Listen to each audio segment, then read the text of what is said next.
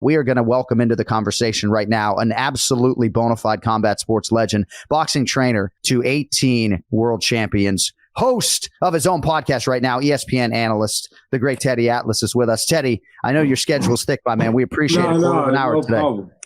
I always got time for good people, and you're one of them. So it's my pleasure, and it's a pleasure to be with both of you. I hope I'm not a scientist with this stuff. I'm a caveman, so I hope I'm scented properly or something. I don't know what. But anyway, you guys will make me look good. I'm kind of like I'm the thorn in the middle of two roses. You always look good, but the sound, man, I mean, your voice just resonates with so many people. And I know at times when you have stepped away from your work as a boxing trainer, there have been high profile athletes that have coaxed you back in because of your value. I'm curious, if it hasn't happened yet, I got to think at some point that mixed martial arts athletes are going to be reaching out to you to, at the very least, ask you to analyze film for them if they haven't done so already. Yeah, they have.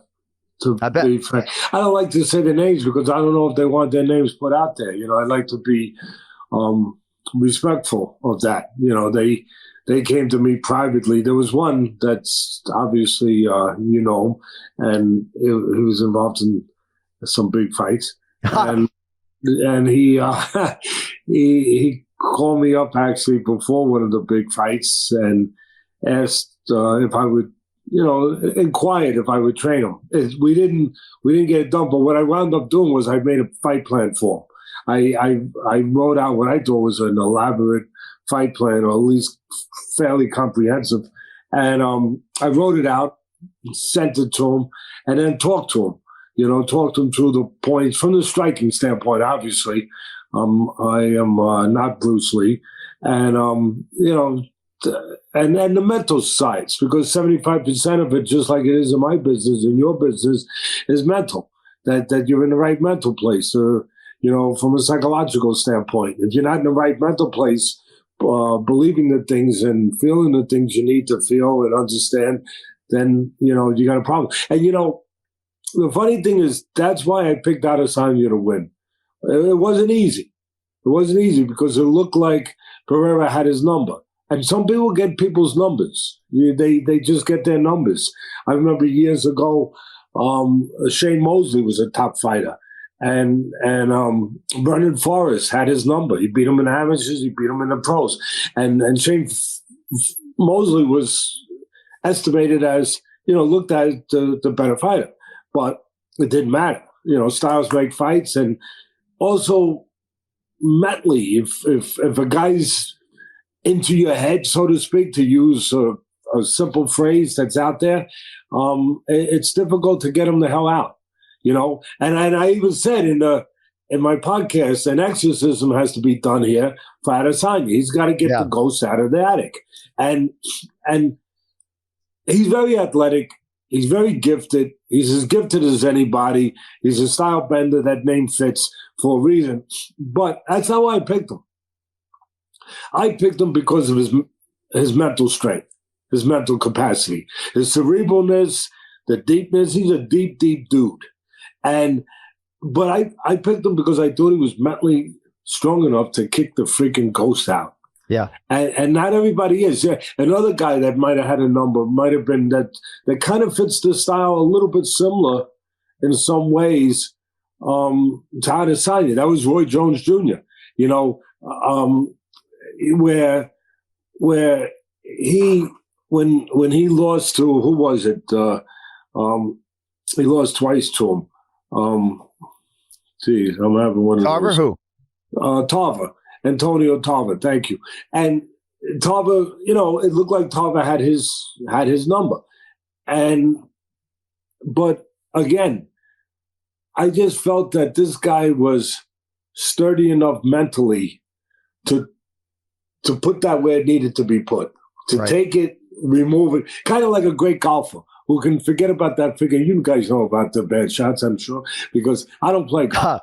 But and I probably damn good reason I don't. But you gotta have that short memory. You gotta be able to forget that you just went into the freaking swamp, with that last shot, and then you gotta put it on the green. And that's a simple way of describing it, but I think he had that.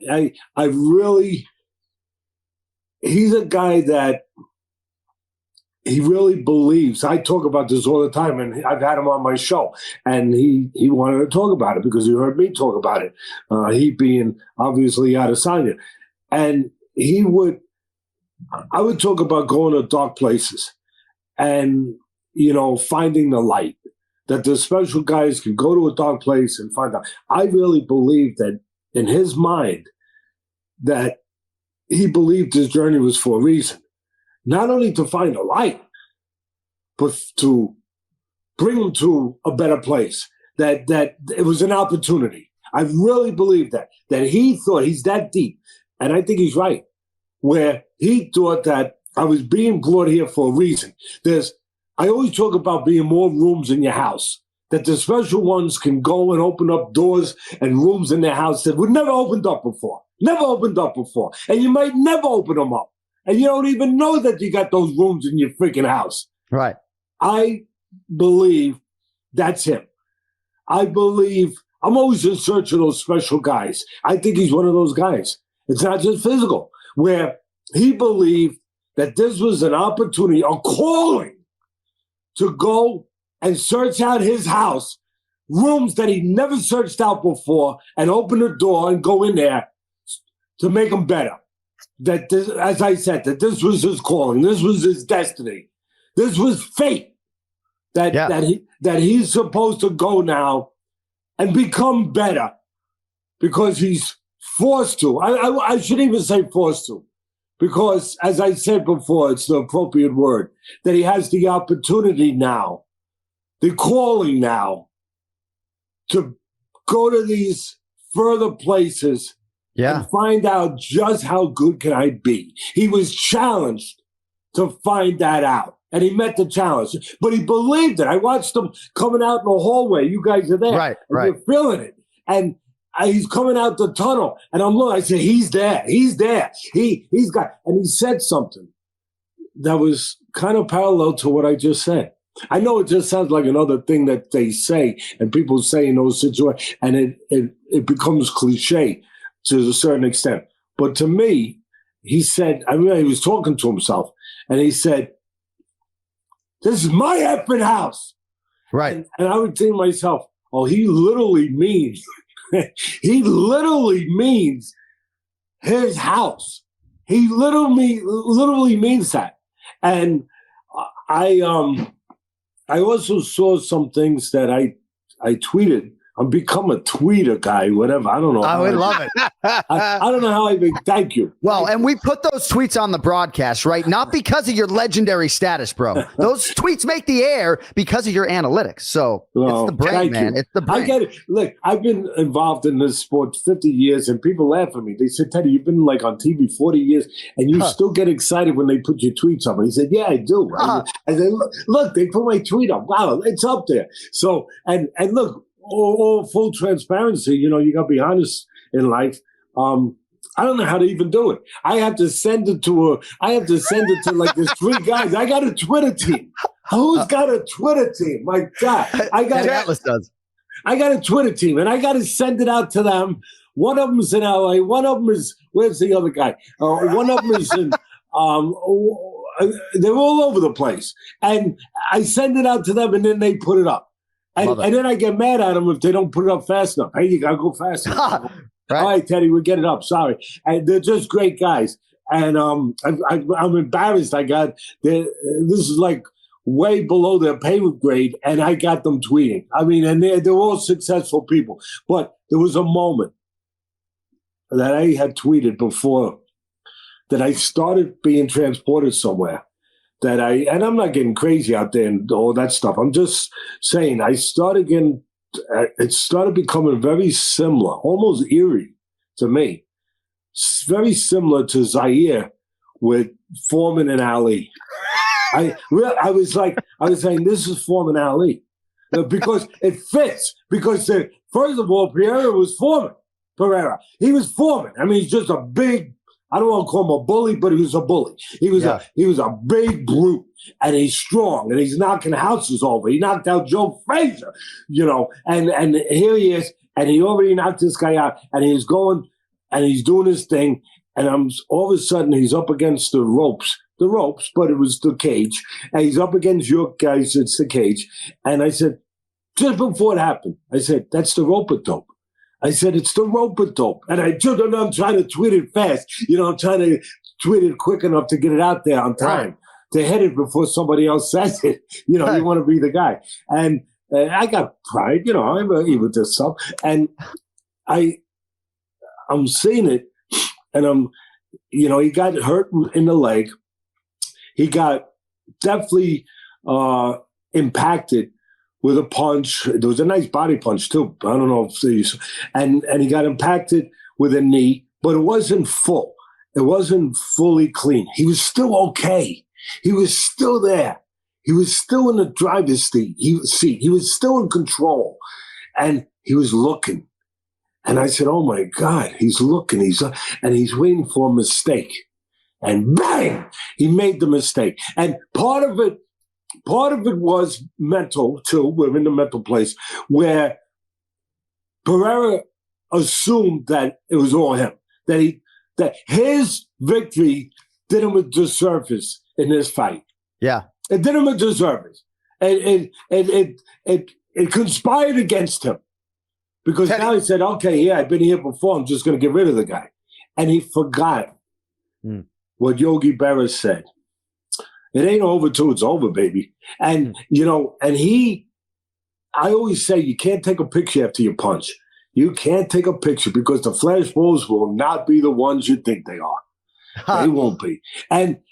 So what does he do? And it was a no-no. And I tweeted that too. For me, I do not allow fighters to ever, I'll jump in the ring and stop it. I will not let them lead with a left hook in front. You know why? Because it's in front of the right hand. And guess what? It's simple geometry. I didn't go to school too much, but I learned that straight beats round.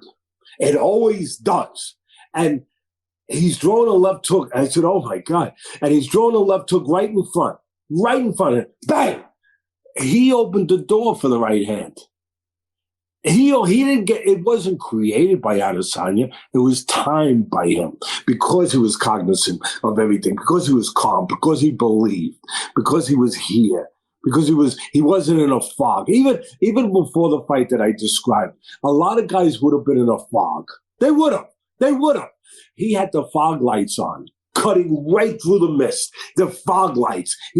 Because he knew what he had, why he was there, what his purpose was. He understood that. He was in control. And it was the same thing.